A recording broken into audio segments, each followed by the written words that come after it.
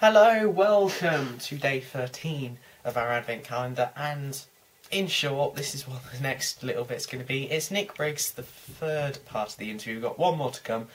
Hope you're enjoying it. He's a lovely man, and that's pretty much it. Oh, by the way, it's midnight this weekend, so if you're there, I'm going to be there with the person who plays Sky, Katie Winfield. We're going to be there from the Saturday and the Sunday. Come and say hi. It'll be fun. We'll see you there, hopefully. Lots of fun. Obviously, you also worked on Torchwood, Yes. Children of Earth. Yes. How did that come about, and what was it like to work on Torchwood? It came about because Russell had always promised me a role on screen in Doctor Who, sort of unofficially. I'll try and get you something, and I used to sort of joke about it. And I can remember once I asked him, "Oh, was there a part for me in this new script?" He said, "Well, there's a lesbian in it. Do you want to be a lesbian?" Which I thought was strange. But then this opportunity came up for Torchwood, and he suggested me for it to them. But I had to go and audition for it. It wasn't like, oh, he's got the part. And I went in and I recorded an audition, and they really liked it. And Russell said to me, "Oh, you were brilliant." I said, "Well, the others must have been awful." And he went, No, seriously." So it was very nice.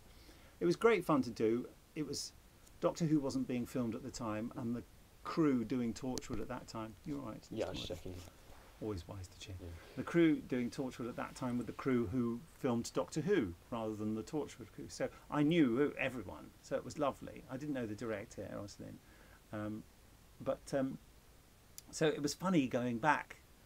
And they all had the attitude of, "Oh my God, you're in front of the camera. This is ridiculous." You know.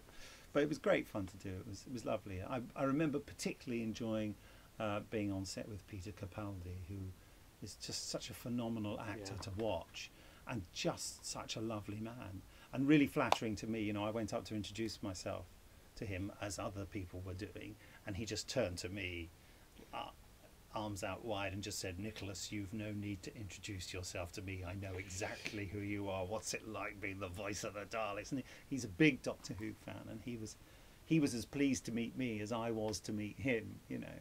And he's always said he'll do a big finish. He said, "You keep asking me to do them, and I'm always busy filming, so just keep asking."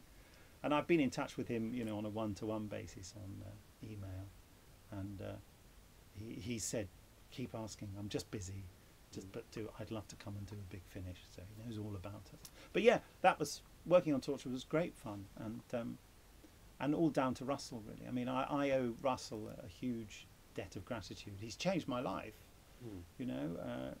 Just doing the voice of the Daleks and then doing Torchwood is, you know, just changed everything in my life, really. Because I mean, I don't want to give the impression it's masses of money you get paid for these things, because they're not particularly high-paid jobs, but they are popular, and that means you get royalties and residuals, you know. And it's just, it's taken me to a different level in my life, really. Yeah. Obviously, a big finish. Coming onto that, and actually now producing, writing, Doctor Who, working with the cast, what was that like, from your fans' perspective, to suddenly have this role where you are in control of what goes out in terms of classic Doctor Who finish? Well, I don't think of it too much as control. I think of it as responsibility. And my aim is always to work with brilliant people like David Richardson, who you've met today, and Ken Bentley, and all these people are, as a phrase I often use, they're all my fault, because I appointed them, and I wanted to work with them because I thought they were brilliant, and that's what I love about it the best, is having the overall responsibility, but also being able to delegate to people who I really trust.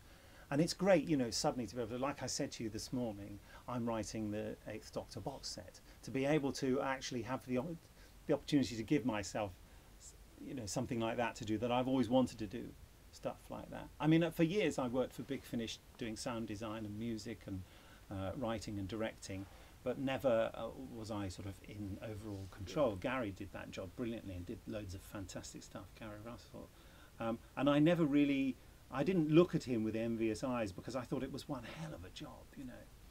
And but then when he was going, and I'd sort of reached a stage in my life, I just started doing the Daleks, and my father had died, and unfortunately not seen the Dalek episode. He knew I was doing it before he died. And you have a, not to sound too heavy, but you have a reassessment of your life when you get to an age and one of your parents dies, and you just sort of think, well, who am I and what am I doing and what am I going to leave behind? And I suddenly thought, and it was John Ainsworth, one of my colleagues in Big Finish, he said, well, I think you've got something to offer, Nick. I think you've got some good ideas and you should, maybe take the central role at Big Finish. So I put together a proposal and went to see Jason Hay-Gallery, who owns the company, and we took it from there.